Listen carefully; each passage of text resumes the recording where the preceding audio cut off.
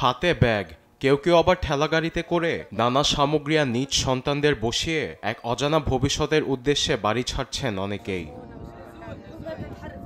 যুদ্ধবিরতির আলোচনার মাঝেই রোববার গাজার উত্তরাঞ্চলে হামলার সতর্কবার্তা জারি করে ইসরায়েলি প্রতিরক্ষা বাহিনী আইডিএফ। সতর্কবার্তার পরপরই জীবন বাঁচাতে জাবালিয়া থেকে শুরু করে শেখ রেদওয়ান পর্যন্ত ঘরবাড়ি ছাড়তে থাকেন ফিলিস্তিনিরা। দেখা যায় শেষ সম্বলটুকু নিয়েই পালাচ্ছেন তারা।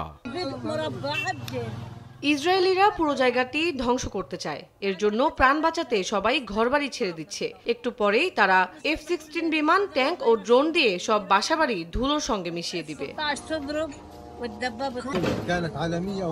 আমরা চাই যে কোনো মূল্যে এই যুদ্ধ শেষ হোক, চারদিকে শুধু শান্তি বিরাজ করুক। উপত্যকার শিশুরা খাদ্যের অভাবে অপুষ্টিতে ভুগে মারা যাচ্ছে। দিনের খাবার দিনে জোগাড় করা অসম্ভব হয়ে পড়েছে।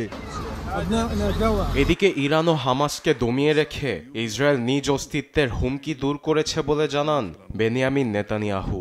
রোববার ইসরায়েলি গোয়েন্দা সংস্থা শিন বেতের উচ্চপদস্থ কর্মকর্তাদের সঙ্গে আলোচনার সময় এ কথা জানান তিনি। ইরান ও হামাস ইসরায়েলের জন্য বড় হুমকি। তাদের শায়েস্তা করে আমরা সেই হুমকি দূর করেছি। এখন গাজায় আমাদের সব জিম্মিদের মুক্তির লক্ষ্যে কাজ চালিয়ে যেতে হবে। এদিকে রোববার উপত্যকার রাফা শহরের একটি ত্রাণ বিতরণ কেন্দ্রে অপেক্ষারত ফিলিস্তিনিদের উপর হামলা চালায় ইসরায়েল। এতে প্রাণ হারায় 5 জন। এ সময় আহতদের হাসপাতালেও পাঠানো হয়।